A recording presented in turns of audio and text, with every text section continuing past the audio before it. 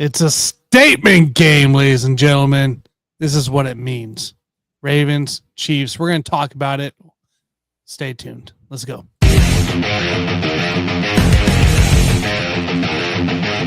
Welcome into the Sports Buffoons Podcast.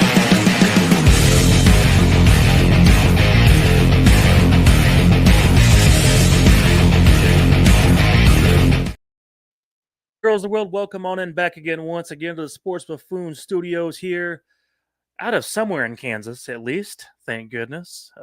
We got Tanner Dawson with us today, of course, leading the show for the most part. Jason JG got a week off. He's busy with other things on the way down to WinStar, right, Tanner? WinStar soon to be. He's at a little school event tonight. WinStar in the morning. So, right. Hopefully he does well down there. As we all know, he's a big Baccarat guy. He talks about Baccarat on the show, so hopefully he gets some wins down there while he's hanging out. Basically, the border of Texas. If you guys have never been to WinStar, it's the biggest casino in America, and it's at the border of Oklahoma and Texas. But let's just say we went down to Texas one time from WinStar, and it was nothing special. It was not exciting whatsoever. So hopefully he has fun just staying on the Oklahoma side. it is not an exciting drive at all. Like we stopped in OKC on the way down. It's kind of a boring drive. A little hilly. You finally get some hills, and then it turns flat. Like when you get closer to the Texas border, it starts turning flat again pretty quick. So, it's a pretty boring drive. He goes down there quite a bit, though. He enjoys it. He finds ways to have fun with it, I suppose. But I don't mind. I'll go back one day. Yeah, I mean, you get rewards, right? You get your benefits here from being a visitor and a player like that. Like, yeah, of course you're going to go down. Of course. Oh, yeah. He'll be – and then I think next week he mentioned he was going to be in Branson. So Yes. those of you looking forward to JG on the show, he'll be in Branson. So hopefully he can still pull out his same shenanigans as usual. We'll see how life is treating him next Wednesday. It's a lot of traveling, man. It's a lot of traveling. He's got to come back. It really is. Yeah, like that's a quick turnaround too. I didn't realize his Branson trip was right around the corner from that. Yeah, so. I didn't either. He said that's the replacement for his Vegas trip. He's not going to Vegas now. Obviously, I am. Of course. Why would I not? I will be in Vegas over Halloween. But Jason has now replaced Vegas with Branson based on. So we got Jason with the WinStar. We got Jason with Branson. The second week of October, I'll be up in Wisconsin, not in Milwaukee. I'll be 2.5 hours away from Milwaukee, an hour outside of Madison for work for that week. And then you go to Vegas there in October. So, end of October. Yeah, busy times, man. Busy times without a doubt. Well, I should not be missing any shows other than one at some point in October. But we will leave that to be discussed at a later day. And looking forward to getting the show officially in Lenexa, Kansas once again, so I can go back to my old intro. You're going to at least have two buffoons in the same spot? At least two buffoons. You better show up sometime. Occasionally all three, time to time. Okay? Occasionally all three, time to time. Yeah, every once in a while you got to show up, goddammit. But yeah, anyway, we'll make it happen eventually. All right. Well, get you all set up too, Lenex. I got to make sure all your cameras are right, all your stuff's good for you and Jason. So, and you finally get your nice mics. I got to redo or configure. I just set this up like a month or two ago. I got to redo all this again. So, I mean, we'll figure out what works best and make it look good for everybody. So, but man, overall though, how are we feeling about the week going into this week? Chiefs finally got a win on Sunday Night Football against the Giants, so that was awesome. I mean, I know we were talking about the Giants a little bit, me and Jason were, how they weren't a pushover team or anything like that because they have a lot of first-round picks on that defense. At the end of the day, the Chiefs got the job done, and Tyquan Thornton had his breakout game of his career to this point. So, anyways, he did. What you think, man?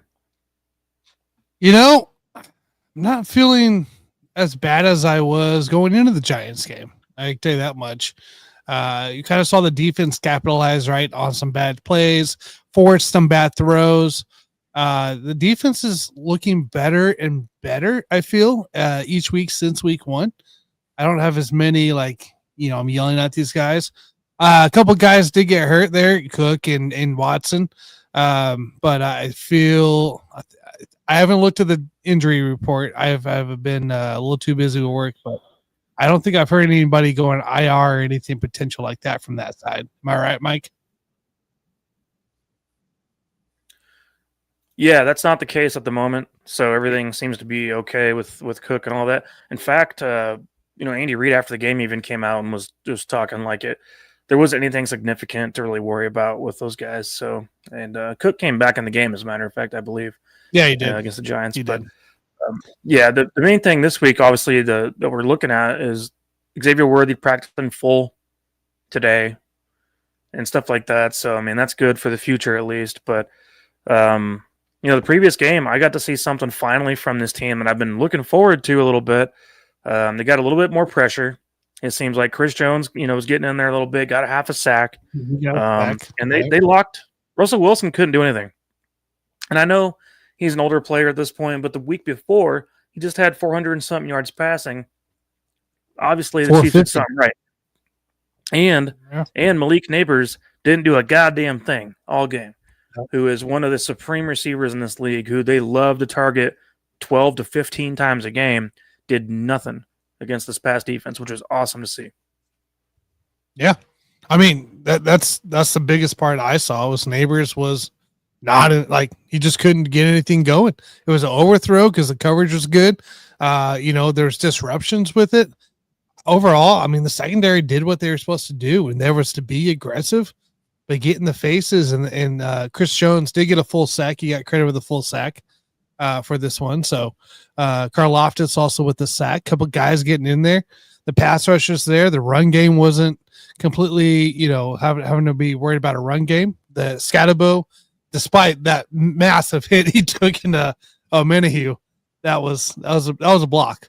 But other than that, Tracy got hurt early. It was the Scatterbo show, and it kind of went from there. It wasn't really much there to it. Put Giants in a one-dimensional offense, and I mean, you take off from there. Yeah, I mean, it was just nice to see as far as that goes, and it seemed like the third quarter finally came along, and then the Chiefs were trying out some things, a little more with the deep throw. Obviously, that's where Taekwon came about. Obviously, would still love to see more out of the running game at this point. I don't know what more we're going to see. Yes, Pacheco averaged 4.5 yards a carry. I get that. I'm not going to complain too much at the moment. 10 for 34. It would still be nice to have some explosive plays, especially when you watch the rest of the league, Tanner. You watch the rest of this league in the NFL, any game really, and you'll see running backs break off 20, 25-yard runs at some point in the game. It might be the starter, might be the backup, might be even a wide receiver, might be Deebo Samuel, up your ass. And we do not have that on this offense. Maybe Xavier Worthy will at some point this year when he's back. But between Kareem Hunt, who doesn't run faster than 14 miles per hour, which even I could do, and Isaiah Pacheco, who literally just runs like a freight train into nothing because he has no vision. He's like an anteater out there. I used to make fun of Nile Davis. Nile Davis was like an anteater. He would run with his head down, looking at the ground almost. And this anteater running back approach is something that for some reason has rubbed off on Isaiah Pacheco. And it's the same kind of thing where Nile Davis had talent to be a good running back. He had the size, he had the speed. Remember his kickoff ability, right? Yeah. Isaiah Pacheco, he's got good size and good speed, really good speed. And yet somehow the guy has no patience, no vision, and is just not, for some reason here in year 4, able to get this figured out as a running back. So anyway. And a contract year on top of that, right? So, I mean, we're looking at this guy. If we're going to extend him, this has to be the year he breaks out, really break out, and it has not looked good. Kareem Hunt is Kareem Hunt. Quite frankly, I mean, I see Kareem Hunt in there. I'm not looking for a 25-yard burst. I'm looking for 3 yards, maybe a 7, 5, Yeah, at most, right? That's the ceiling. Well, Is about 7 or 5. If you're at the goal line and it's say you're at on the 2-yard line, you're going to hand it off to Kareem Hunt. I like my chances. Give me freaking Kareem Hunt. Chance. This is what Kareem Hunt's utilized for. This is the point of having Kareem Hunt on this offense, is to go into those short yardage. Pacheco is supposed to be our burst guy. It's supposed to be the guy that gets us down the field. It's supposed to be the guy that makes those big plays. And instead, we don't see it. All we see is him running into the lineman, and he gets tackled behind the line of scrimmage. It's pointless. At this point, give me anybody else. I had to bring him up because we had to make fun of him a little bit for the mishaps that happened earlier in the game too. The little swing pass, the check down pass, essentially is what it's supposed to be, out to Pacheco, and he's looking the entirely wrong direction. Mahomes ends up throwing it backwards to where it's a fumble at that point. Then there's one before that, actually, where it was thrown to Pacheco. Mahomes threw it in the ground, but it was almost fumble. It was almost a lateral. Pacheco just grabbed the ball and then threw it into the ground. He spiked it. Instead of having the wherewithal to say, hey, that was close. Maybe I should make sure that, this is not going to cause an issue. You know what I mean? Just pop on the ball and just deal with it. But yeah, he was not very smart in that matter. And we got lucky in that standpoint because it very well could have been a rule to fumble, Yeah, it could have changed the entire game at that point. This game, the NFL, of course, especially game of interest. I mean, Mahomes' only turnover this season should have been a touchdown. Let's make that a fact right now with you in here. 3 games into the season, Mahomes' only interception and turnover at all should have been a touchdown to Travis Kelce. And Mahomes saw that mistake immediately, that he knew that was a lateral to Pacheco, and he immediately covered that thing. He actually was picked up by the Giant defender for a second. Mahomes swiped away from him. So, I mean, he might have saved the day on that play, just like he couldn't save the day for Kelce's mistake in week 2. So, got to give credit to Mahomes for that. And that's why everyone, Chris Collinsworth was on the audio talking, what a great play by Mahomes. And people are going to make fun of this, but at the end of the day, that could have been a game-saving play. You never know how the turn of events could happen afterwards. So, at the end of the day, it was a great play, even though it was a fumble. I mean, on that offensive side, if things right, I know he's supposed to be the guy who sees everything and has that idea of everything, knows everything. But Mahomes without him, I don't think this offense goes. I mean, obviously it doesn't go anywhere, but then it's worse. It's worse than what it should be. Travis Kelce and him can't connect. We're trying to force throws to him down the sideline while he's covered. This ain't the same Travis Kelce at all. Noah Gray had a rough go on a couple throws there, but he was covered as well. I think we're really trying to get some tight end involvement, but I mean, everybody's locking us down and we're not getting separation there. Didn't Noah Gray drop a ball too? Am I crazy for that? This game? Noah Gray. I don't know that he did. I feel like I really would have remembered that because he didn't drop a single pass last year. Maybe it was just covered. Maybe it was just being covered. He might have just been covered on that. I don't think he actually dropped a pass. But I don't remember the last time Noah Gray dropped a pass. He literally does not drop passes ever. I feel like that would have stuck in my head if he had dropped one. Yeah, but he still had 6 targets, 3 receptions. So, I mean, we weren't going to him. You couldn't get very much with it because, I mean, he was just covered. Just covered out there. So, yeah. But what else can you do, though? If the Chiefs offense can't get a running game going, your running backs can't catch the ball, right? Now you're forced to look at your tight ends. One guy is going one direction, Mahomes is going another. Another guy that's just being covered because he's a good, number 2 tight end option. You're forced to use your Hollywood, your Jujus, your Taekwons. Even Remigio got involved this round, which was actually kind of cool to see. Well, I think the receivers in this previous game stepped up the most. Juju Smith-Schuster stepped up big time against the Giants. Obviously, Tyquan Thornton had a great game. And then, Nico got involved. But I'm ready to get Nico more involved in playing time over certain guys at this point. I want to see more out of Hollywood Brown, man. Hollywood Brown has played, I think, 8 games as a Chief now. So far, it's nothing impressive by any means. I mean, it's a lot. It's something that I think a lot of guys could do at this point as a WR3, WR2, and technically right now you're supposed to be our WR1, and he's not. He's not our WR1. So once and this we have is a guy a with healthy rise. Yeah. WR1 history, right? He was WR1 down in Arizona, WR1 down in with Baltimore. And then he comes here expected to be a WR1 style play because that's why you go get a guy like that who has that at least a 2 at the time. Well, yeah, but still, nothing. Just it hasn't been what we were hoping. Yeah. So once we have the full group back together, to me, Taekwon deserves a lot of playing time. And we'll just kind of go from there, I guess. But to me, Hollywood at this point, I don't really care what goes on with him. I'm not concerned with it. It's been annoying to deal with his injuries and just unavailability in general. And other guys are stepping up, making bigger plays than he is. So for me, whoever the best receiver is to fill that WR3 spot should be the guy. Yep. No, I agree.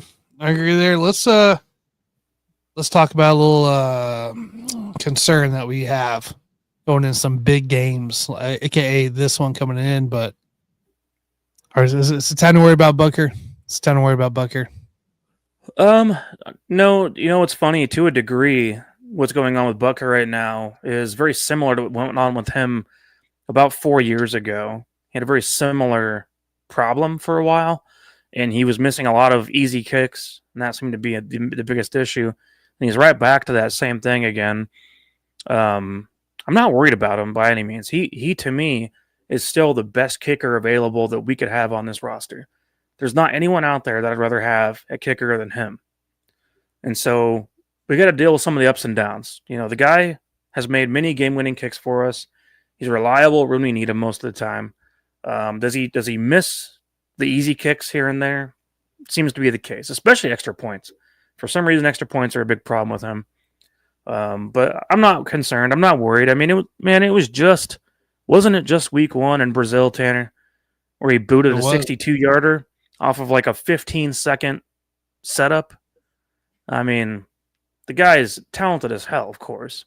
I'm not concerned about him by any means. I think he misses kicks here and there, but he has mental lapses. I think it's what's going on with Booker. But I'd rather have no one else but him on this roster. Yeah, that brings a good point there to the 60-yard kick. Like that's what he did a few weeks ago. And dang it, when we're in a big situation, I really feel like he would be the one to step through. He'd be the one to take over. He typically does. He's been injured. Kicks that are irrelevant. Most of the time. I mean, it's correct. Most of the time. Makes it a little bit more exciting than it should be, though, sometimes. But he'll make the kicks that he needs to. And I think for him, too, I mean, he's coming off a couple of seasons of injury, right? Like, you've had to have fill-ins in the kicking spot. So hopefully we can get a full season out of this guy, build the momentum for a full season, and he can get, where we don't have to worry necessarily inside the 30 again about what's happening. Yeah, I think they tried to change some of his technique actually going into this year. They did not want him dropping down to a knee like he had been before or making up for previous injuries. I think they've tried to get him to where his kicking mechanism is a little more smooth at this point. So it's still something he's working on. If you notice, guys, the ball was tilting a little bit sideways on his kicks this past weekend. And it's something that they're trying to figure out. He will figure it out, man. We're still in September. Let's not forget that. If this was a baseball season, we are only 30 games in. So it's early on, and in baseball, especially 30 games in, if you're a hitter or pitcher, even you can go through a weird phase without a doubt, and then come out on the better end a month later. Happens all the time. So same thing with kickers. They're very similar in their development over the course of the week and development in general. And they like kind of routine, kind of like baseball players do. Yeah. No, you're right. You're right on that. We'll have to see what this brings, see where it goes into. So any other final thoughts, man, of the Giants? Not a lot, because honestly, our main topic of the day is much bigger, and now that we're 1-2, and so are they, I think that's the thing we got to look at right now. Is it's a big game coming up this weekend, man, and that's what we need to be focused on right now. It's a much bigger game than expected, to be honest with you, at this time. I didn't really anticipate the Ravens finishing 1-2 coming in this game. We had a chance just because of the Rice suspension and then Worthy getting hurt coming after week 1. But the Ravens blowing that big lead against Buffalo week 1, losing your easy money bet that week. They ended up crushing the Browns. And then they go out and pretty much, I don't know, in a way, to me, it felt like they got embarrassed by Detroit. And it wasn't quite the Baltimore team we saw. Derrick Henry has 3 fumbles in 2 games. Lamar Jackson and the OC looked like playoff Lamar Jackson last Monday night when it was a big time team, big time moments, and just can't get it done. But I don't know, Mike. What's our early thoughts here with this game here? Because it is a huge game. Quite frankly, you blow out Ravens, or hell, even if you win by 10 points or more, that's a statement game for the Kansas City Chiefs, and it could be, quite frankly, the same way for the Ravens. Yeah, to me, the biggest factor I look at in this game is that, especially right now, the Ravens' defense has looked very suspect to this point. And I do want to point out they're both their losses was to the Buffalo Bills, who are an elite AFC team, and the Detroit Lions, who to me are an elite NFC team as well, both with amazing offenses, But with that said, the Baltimore defense has shown its face at this point. That defense is very beatable in a lot of different ways. And in fact, right now, I think they rank dead last in total yards allowed, total points per game allowed, I should say. But it's primarily their pass defense that's the problem. And they're not getting home. They're not getting pressure on the quarterbacks. They didn't get pressure on Josh Allen. Did not get pressure against the Lions either, going against Goff. And that's what hurt them the most. If the Chiefs can go out there and do a good job up front with protecting Mahomes, then they absolutely have a great chance to be able to make some things work, especially with the fact Xavier Worthy should be playing in this game. So to me, I'm looking at this going into this game before the season began, I was very concerned about this game, very worried about this game, thinking to myself, looking at our schedule, we might be 2-2, or we might at this point be 2-1, assuming we would have beat the Chargers in week 1. Right. We didn't. Almost beat the Eagles, man. That was a chance. That was the thing. Almost did. Finally came back week 3, got the win we were supposed to get. So good. Beat a team you're supposed to beat. Now here we are against the Ravens, who historically the Chiefs play pretty well against with Lamar Jackson. We do pretty good. Spagnuolo's done a great job over the years of corralling him and really negating a lot of that running ability that Lamar has. Same with Derrick Henry. The only thing I want to say before you go here, Tanner, I do not want to look back at this game against the Ravens and say, why didn't we keep Mike Pennell? Because that's something that's going to come up if things go wrong really quick.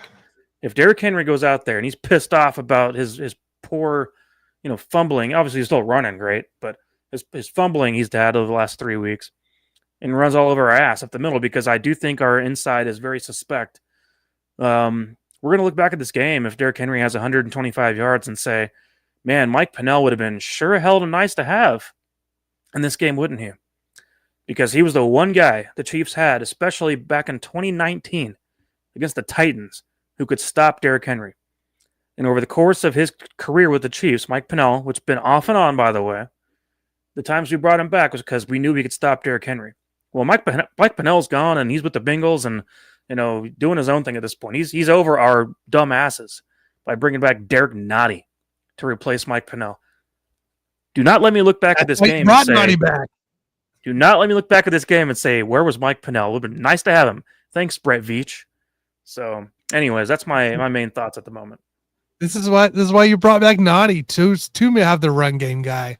And Derek Nottie's not Mike Pennell. It's unreal. I agree with you there. And honestly, guys, if you're in fantasy of IDPs, go out and either grab a Bolton or Chanel, because these guys are going to have that's who's going to be tackling this guy. Yeah, Leo's going to be Bolton Chanel. So, quite frankly, but yeah, you're right. Like Derrick Henry is coming off a pretty performance the last few games. The last week against the Browns, I think it was, he only had like 1 fantasy point, or 2 maybe at most. Like, it was not a pretty game. Last week was not a pretty game. Like this guy could come out and just be a ferocious monster if he wanted to and rebound going against our defense here. But I feel pretty good where we stand though. We got Bolton Chanel, and then you get the safeties involved here to help a little support there. You know, make Lamar beat him with his arm. Make the receivers beat him. Get Bateman. Zay Flowers has been nowhere to be found. So give me, Rashad Bateman. Like he'd be your guy to watch for. Mark Andrews is a red zone guy or nothing, and Likely's been hurt. And I don't know where I think Likely is practicing, but I don't know if he's full go or not. But like you could be down Likely still. You could have Mark Andrews as your tight end. Like I'm not buying this Ravens offense right now. Even though they've looked good here and there, like I'm not buying it. I'm not buying it. And Mike, we kind of talk here on the offensive side for the Chiefs, right? Like you talked about it, about where the Ravens defense stands. This team is not the same kind of Ravens defense that we've seen in the past. This team struggles. And here's the thing. If this game is going to have a breakout session for Isaiah Pacheco, maybe a Rashard Smith, maybe Patrick Mahomes rushes for a bunch. Maybe we're looking here at some tight end action, finally some Kelsey, Noah Gray action that actually see value come into play. This is going to be pretty much the game. I'm going to go down these stats for you real quick and tell me like where your mind is here. Ravens allow the 5th most passing yards to the quarterback. Ravens allow the 8th most passing TDs to the QB. Ravens allow the 3rd most rushing touchdowns to the quarterback. Ravens allow the 2nd most passing attempts to the quarterback. Ravens allow the 2nd most completions to the quarterback. Ravens allow the most rushing yards to the running back. Ravens allow the most rushing yards TDs to the running back. Ravens allow the 6th most receiving yards to the running back. Ravens allow the most receiving targets to the running back. Ravens allow the most receptions to running back. Ravens allow the 2nd most receiving yards to the tight end. And Ravens allow the 5th most receptions to tight ends. That's a lot of top 5 stuff right there. Yeah, and that's a lot of where we struggle everywhere on the field.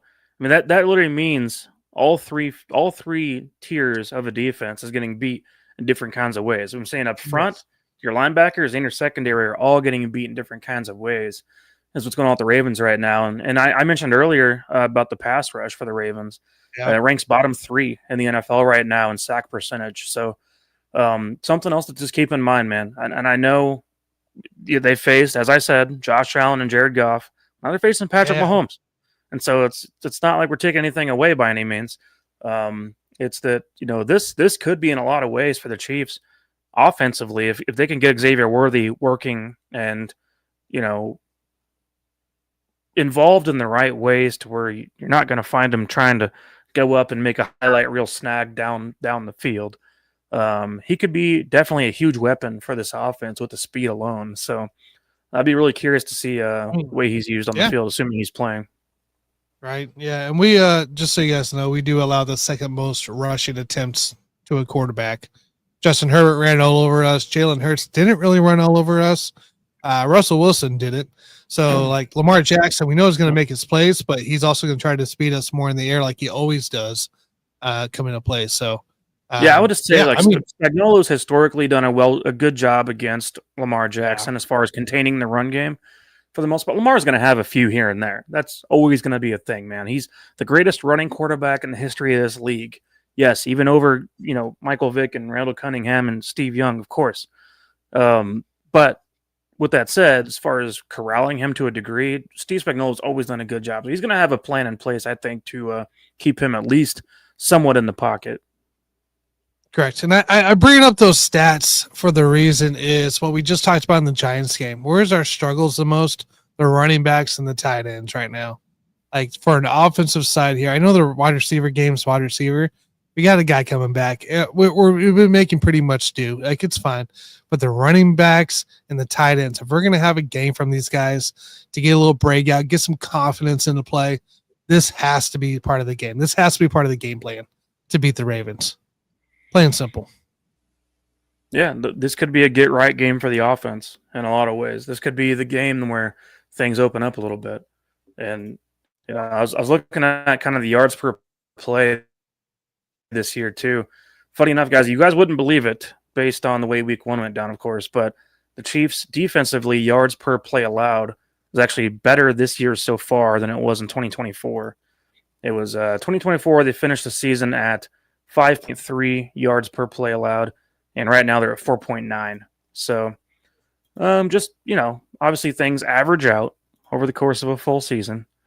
And so we'll get to know the real Chiefs here in a while. Meanwhile, Baltimore is at 25th ranked right now in yards per play allowed defensively. So I just think that's a lot. That's what we're going to look forward to, man. This isn't the old Ravens defense that we used to be scared of, and hopefully we can take advantage of that. I agree. It isn't. And how can the Chiefs dominate this game? I think I just said it. Dominate this game. I mean, got to get explosive plays back. Got to get plays. Yeah, running backs have to be involved. Tight ends have to be involved. Sure. Allows running backs and tight ends. You get them involved. Opens up your deep ball. Tyquan, Xavier Worthy, for God's sakes. Even maybe Hollywood Brown makes an appearance in a deep ball for one. So for what we got, but that's what it takes. Yeah, I mean, now I'm looking forward to it. I'll say, coming into this game, let's say after the Eagles game, I was pretty concerned. I was pretty worried going into this game. Chiefs, by the way, are at home, of course, at Arrowhead Stadium. I'm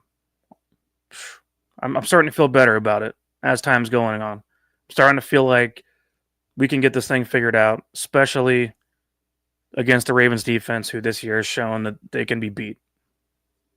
Yes, I agree. I really do. I feel a lot better after this Giants game. And not because we beat the Giants 22-9, but because of the way we played and the way we handled ourselves looked better. And it just felt better going into that game from the end. And what we did against the Eagles too, right? I mean, that's not an offense to take lightly at all. And we took care, the defense took care of business. So it just made me feel better the last couple of weeks here. Now going to the Baltimore game, let's go. I'm ready. Yeah, and Mahomes mentioned too this week in interviews, just he's been completing 1 to 2 deep passes per game so far. He's wanting to get that up to 3 to 4, and at some point this season 5 to 6. So plan is this year, and Mahomes is going to force the issue. We've seen that a little bit. That throw to Tyquan down to the 1 yard line was Mahomes forcing the issue, and he is determined this year to be throwing the deep ball. So we'll be seeing more deep passes without a doubt. What's that? How do you put that? How do you put that in the same spot? You drop. He missed him. He missed him the first time on that drive. Went right back to him with the same thing. That next play, it was the same spot. Expect to see more of that from Mahomes as the season goes. He's at a point right now where he's just going to force the issue, and it says we're going to be a downfield team, one way or the other. Yeah. And I was so glad he did that because, he made a mistake on that one where Tyquan was wide open, right? But he came right back to him, and Tyquan was the one to make up for a throw that could have been contested and just make a great play on the ball. Give your guys a chance, especially guys like Tyquan. I think that gives that play was more part of Tyquan's confidence than I give Mahomes. Mahomes was throwing it down there, but Tyquan that first play, he felt like he could have had the ball. Like he felt like he should have held on, and it should have been fine, right? Like he thought he had that, and then that's when it came down, and he made sure he had that one going to that play. So more shout out to Tyquan for me on that play, but Mahomes going back to him that same spot, same where you need to be. Love it. Well, I think Mahomes knew that was his fault. The one before was his fault on missing that play. Yeah, he took it. Yeah. And so Mahomes is like, all right, I'm going to give you a chance. And that's going to be what Mahomes does, I think, this whole year. That's what he's going to be all about. Yeah. So should be good stuff. Hopefully Worthy's shoulder injury is going to be held up enough to make some plays for us downfield this year too. Agreed. All right. Prediction time? Yeah, might as well, man. I don't have anything else really to talk about with the Ravens game. So, Mike, what's our prediction, man? What we got? Yeah. This is going to be a fun game, I think. And I think it will be a little bit of a cat and mouse game. At the end of the day, this probably comes down to turnovers. And, these teams are fairly equal in a lot of ways at the moment before one of them breaks free. But man, I will say a week ago, if you'd asked me this question, I would have thought the Ravens were probably going to win this game. I think I'm feeling a lot better based on the issues the Ravens have defensively right now, and also the idea that we're going to have Xavier Worthy back in the mix in one way or the other offensively to at least do some kind of a decoy and at least probably get the ball in his hands a few times on some easy passes, something he can manage with that shoulder injury. But I like the Chiefs to win this game now. But I think it's going to be something along the lines of a Chiefs 26, Ravens 24. So that's what I'm rolling with. In a weird scoring game, numbers don't need to add up perfectly in your head. Don't worry. Might mean Bucker misses another extra point. But that's what I'm going with. 26-24, Chiefs win by 2 in this game. By 2. I like that score. I think it is going to be high scoring in this one here. That's generally what the Ravens games are anyways. I'm sitting here. I'm going to go 33-29 Chiefs. So the only reason I got to stop you with the 30-something, because you always aim higher than any of us other guys do on the show. And the Chiefs do not score 30 points or more anymore. This is like not a thing. They don't do it. They've only done it one time in the last 2 years. I know they don't. In their last 31 games, the Chiefs have scored 30 points or more once. In their last 31 games, Tanner. I'm keeping the hope alive, man. Keeping the hope alive that we're going to see some 30-point games again. Like I just can't get rid of it in my head. It's not happening 30. Until Rashee Rice is back. It will not happen. That's all I'm saying. That's true. Once he's back, once he's back, I'll give it a chance. But this team does not score in the 30s anymore. We're a 20-something point team, and that's all we are for now. And that's all Andy wants us to be. Just live in that range, I guess, until something else happens. But I hope you're right. Maybe I hope we get in the 30s again. Dropping Chiefs 2.5. Let's go. Got him in. Plus 2.5. Plus 100.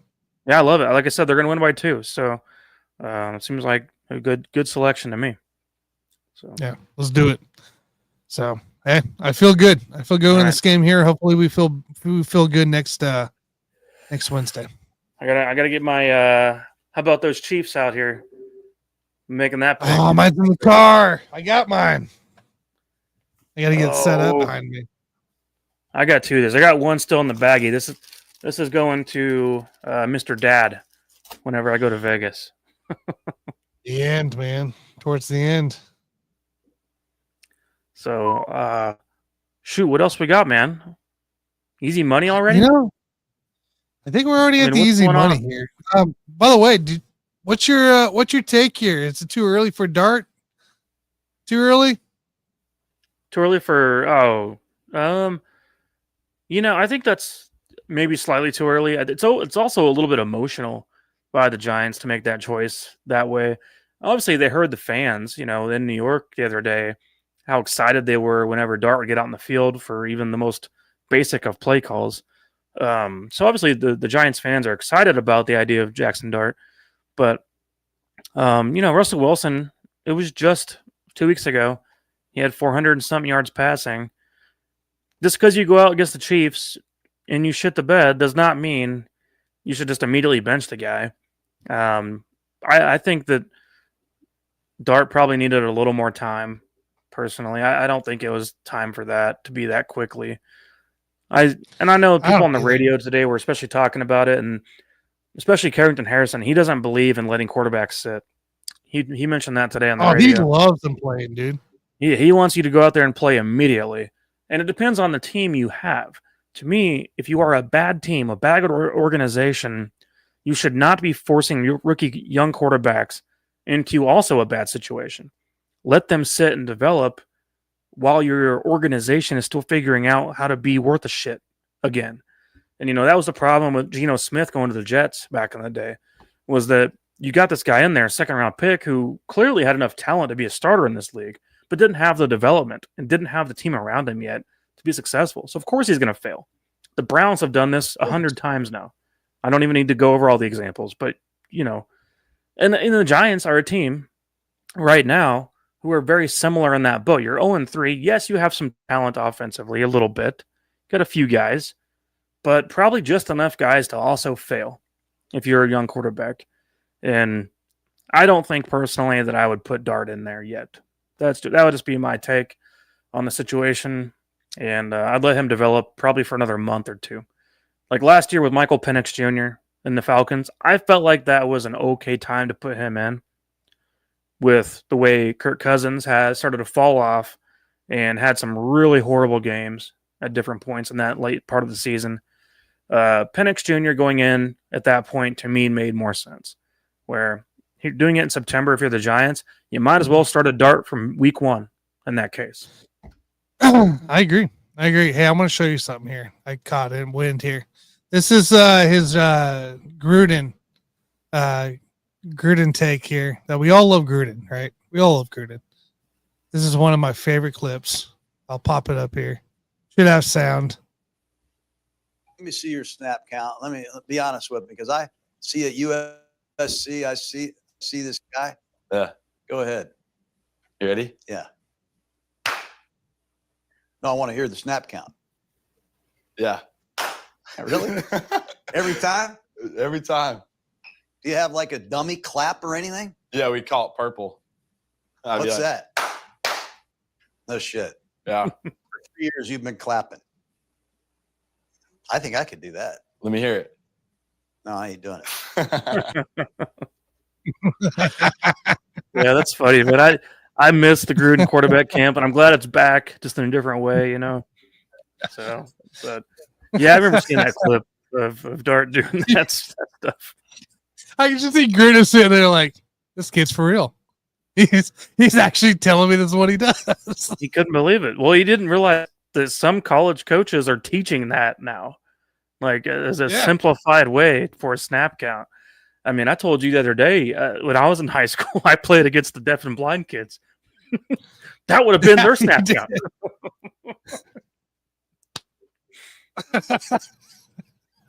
I mean, okay, but that's unreal, man. All I can say is Brian DeBoll better have faith in himself that he's a good coach for this to work. He might be on thin ice right now. Maybe he's telling himself this is my last chance, so I can get this rookie to somehow save our ass. No. But I'm telling you right now, it's probably not going to work that way. I thought it was interesting. Everybody's talking about how he's such a quarterback guru and stuff like that. He created Josh Allen. Pretty sure Josh Allen's doing just fine without the guy. And I'm pretty sure how many quarterbacks have we gone through now, Mike? I mean, we've gone through a little bit of quarterbacks here. And everybody's still blaming Russell Wilson. No. Just saying as a Giants head coach. Oh, I was going DJ. I said Kansas City because he was our offensive coordinator just he was wide receiver 13 years ago. Yeah, wasn't he the wide receivers coach when we didn't have any touchdowns? I don't know if that was him, but he was the offensive coordinator. Sure. No, that wasn't him during that. He was the offensive coordinator in 2012. That's what it was. 2012. Yeah, he was offensive coordinator, I think, in 2012 for this team. And it's funny enough, he was part of this staff in Kansas City, and so was, of course, Nick the douche over with the Eagles. So he was also part of the Todd Haley tree. You know what I'm saying? So if you want to call him that. But I mean, Brian Debble with the Chiefs, obviously. I mean, he was here when Matt Castle was here and a bunch of other turds. I mean, Brady Quinn played a little bit that year, I believe. Might have been during Tyler Palco or one of those. He wasn't here during Thigpen, but he might have been here during Palco. But no, I never considered the guy to be a guru of anything, really. So I think Josh Allen was probably going to be pretty good with or without Brian Dabble being a part of him. Hey, I'm just saying that's what I've heard. Everybody's like, "Oh, look at Josh Allen. This is Dabble." So I'm like, "No, look, I don't think so. Man, what can you do? Really, nothing else. I mean, out of the spite that Carson Wentz is going to end the Bengals' playoff chances in 2 years, back-to-back years. So, that's pretty much all it is. Yeah. What is your number one surprise so far of the NFL season? I'd say number one surprise. How bad the Dolphins look. Like I know they were going to be bad, but I didn't think they were going to be like devastating bad. I can't believe you didn't pick your boy. Now he's Indiana Jones. I definitely think the Colts. I wasn't surprised at that. You asked me what I was surprised of. I wasn't surprised at that. Oh, you weren't surprised about Dimes? No. Danny Dimes. I guarantee you. I heard Danny Dimes starting in Indy, and I go, welcome back, Michael Pittman. That's okay. You have a Michael Pittman weapon. You're great. Sure. Jonathan Taylor, but running back. Saw Malik Neighbors put up numbers with Dimes. You know what I'm saying? Yeah, but you didn't have a team. You're 3-0. You're cold. You beat the Broncos. Like you've been beating teams that are you would think could beat you. Again, the Giants organization failed Danny Dimes, Indiana Jones, because he got rid of his elite running back. You had a Jonathan Taylor, a Saquon Barkley on that entire time, and top of that, having a weapon like Neighbors or a Pittman, you're going to see a little bit of a different kind of guy, I believe, versus running out Tracy and Singletary and whatever else they're running out after Saquon. So, no, I agree with that. Whenever they traded away Saquon, especially the Eagles, I was like, "What are you doing? That was so stupid." You traded to an interdivision team that literally fits his style perfectly. It wasn't just the NFC team. It was in the same division. When that trade went down, all I could think was they just got a better LaShawn McCoy. First of all, is what my mind went to just as an Eagles reference. But I was like, but Saquon's even better than that. And so now it's like they have Jalen Hurts who can run up your ass, and now Saquon Barkley who can do all those things receiving that LaShawn McCoy does, and also finesse like LaShawn McCoy does, but also power because he's also big. Like that's insane. Anyway, the GM still kept his job, and he still kept his job. The Giants are a very special organization. They've got many first-round picks on defense. Still can't figure out how to play defense, and then offensively is just a disaster. So, which is crazy.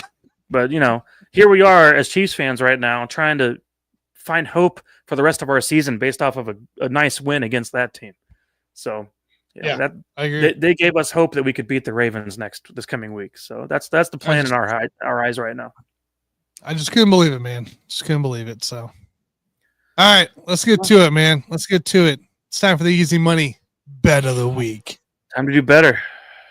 All right, guys. A little recap from last week here. Mike, do you see Jason? Does Jason text yet his easy money bet? Are we still waiting on him? No, he did not give us a bet this week. That's fine. It's probably for the best. All right. So JG, who had Houston plus 1.5, they lost to Jacksonville. Houston is awful. So JG is now 1-2 going into week 4.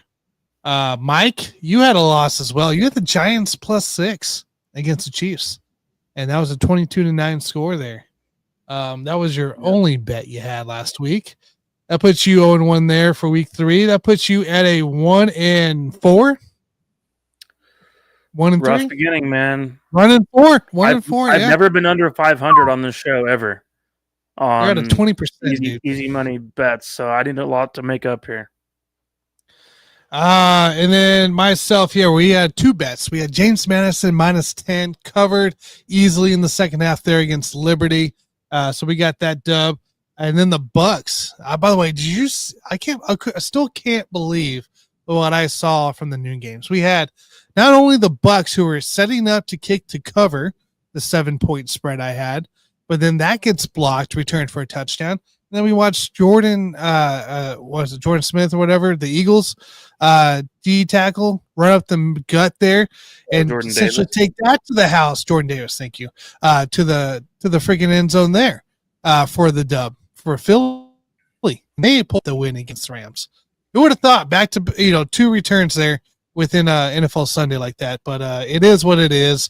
We ended up losing the bet. It was a bunch of blowouts for a while, and then all of a sudden those blowouts just turned into close games. I'm like, why are the Rams screwing this? They were up by 3 scores.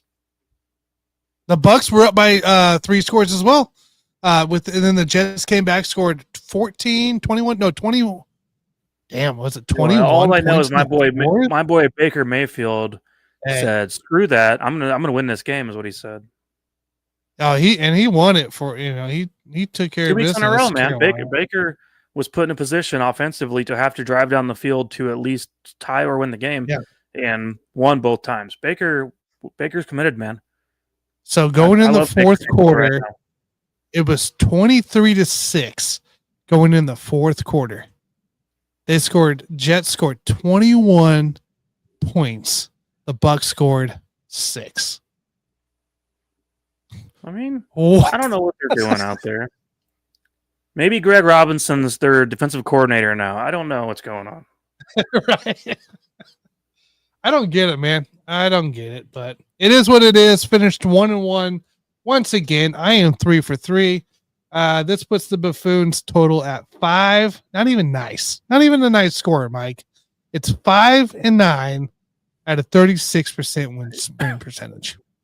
Look, we're gonna make up for this. I know I keep saying that, but this is probably our worst start as a group in the last 5-6 years. 1-1. This is our 6th. By the way, this is our 6th year of easy money picks, and so I think this is our worst start. So, which means to me, if the law of averages should show up, then we should be doing better. So, here going forward, so that's the plan. I agree. So, Mike, I'll let you kick it off, man. What do you got? All right, I'm trying to stay simple. Like I said, I just need to get back on the winning board again here, and then maybe the week after this, come back with 2. But right now, the one that's strange to me at the moment is Washington and Atlanta. And I know you might look at that and say, "Oh, there's something shady going on there." Atlanta's favored to win this game right now. They're plus 1.5 to beat Washington. I personally really like what Washington's doing. I think they have plenty of talent in all different ways. Their running game is not going to lose a beat. Rodriguez, you got Jacory, Crosby, Merritt, whatever the hell my fantasy running back's name is. He looks good as well. Terry McLaurin, of course, makes all the plays in the world. And Michael Penix last week, I should say, was struggling a little bit. I mean, to just basically make some plays. Well, he wasn't like a turnover machine, but he was struggling a little bit. I mean, Kirk Cousins eventually came in, yada, yada. I feel good about Washington getting the job done with or without their starting quarterback. Even if it is Mariota again, I still feel pretty good about Washington getting the win in this scenario. And like I said, they are, okay, here's I just refreshed. Washington is right now -1 in the game. So if you take -1 Washington, you're going to get -105 betting odds, which is basically even money. So just give me Washington -1 as my official pick for this game. All right.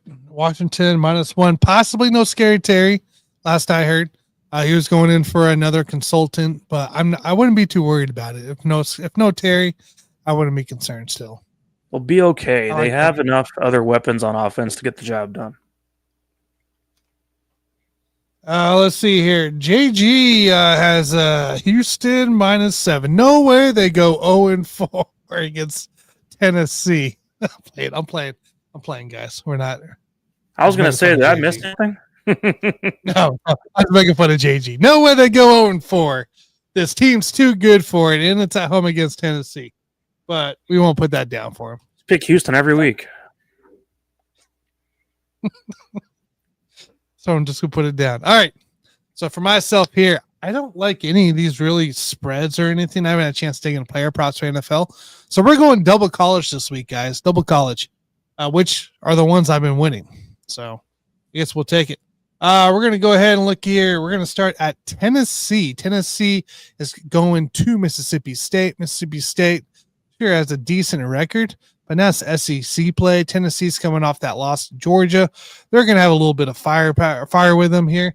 And Mississippi State cannot keep up with this Tennessee's team. So we're going to take the -7.5 that I got here as our first college bet there. BYU going to Colorado. Yeah, Colorado stinks. They're awful, dude. They're awful this year. It is not pretty. Fans are leaving in the third quarter. Deion's trying to make excuses saying they're going to the hill to drink and watch the game. Nobody's watching the game after the third quarter, man. Deion says they're going to go drink to watch the game? Yeah. And leaving the stands to go drink on the hill.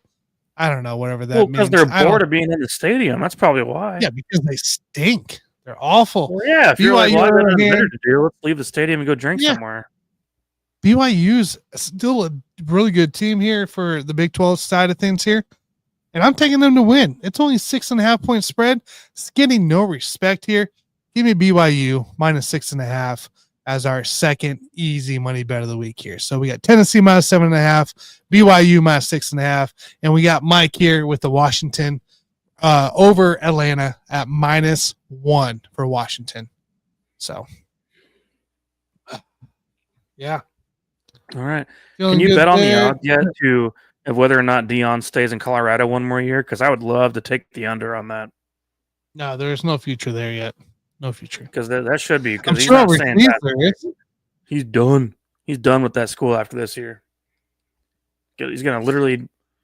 He's only not there healthy enough. His kids anyway. Now that they're gone, he doesn't. He's not healthy enough to do this stuff. You know, he's not healthy enough. Yes.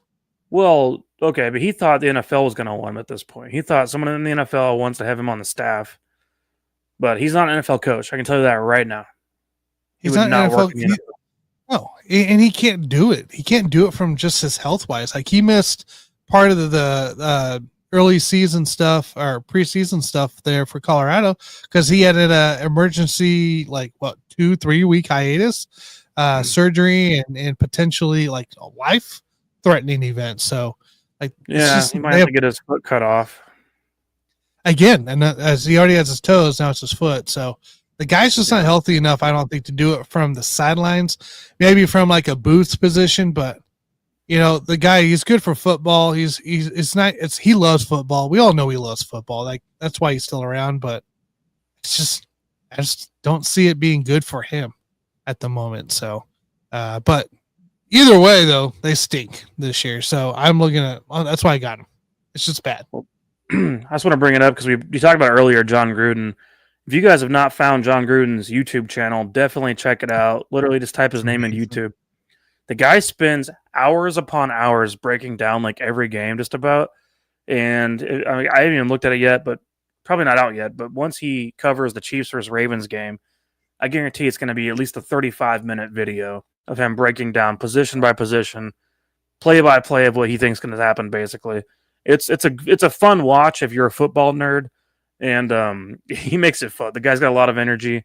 John Gruden's fun to watch, man, and I think he's a guy that I miss being a part of the game. You know what I'm saying? Like I miss him being a part of the game, and it's sad the way all that went down. But you know, anyways, he's got a YouTube channel.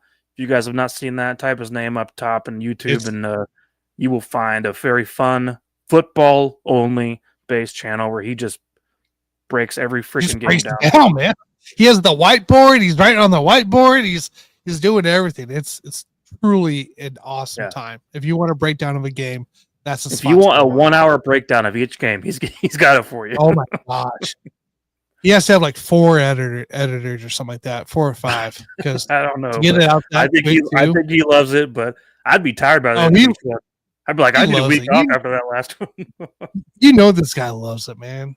That's what he does, man. Come on, man. Oh yeah. So he's a football guy. I appreciate that.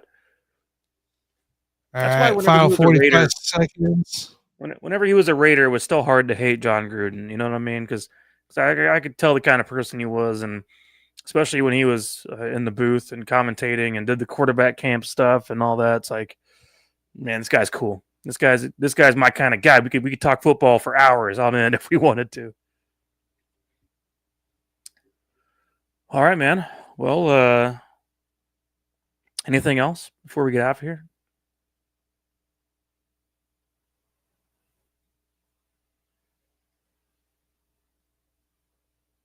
Tanner froze.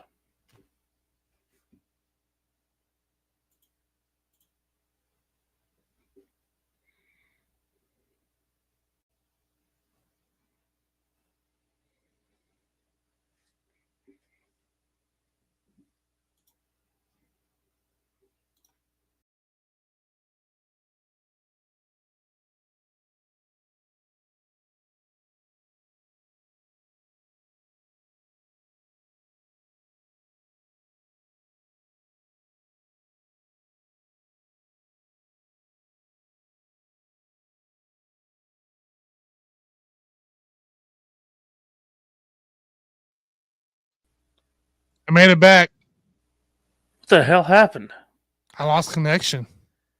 You did? Yeah. Yeah, that was weird. I was talking and all of a sudden you just froze. And I was like, I was gone. I guess I'll reload the chat. I don't know. All right, ladies and gentlemen, we're out of here. I don't know what happened, but it is what it is. Yep, all the viewers vanished. Well, now it ends. We'll see you guys.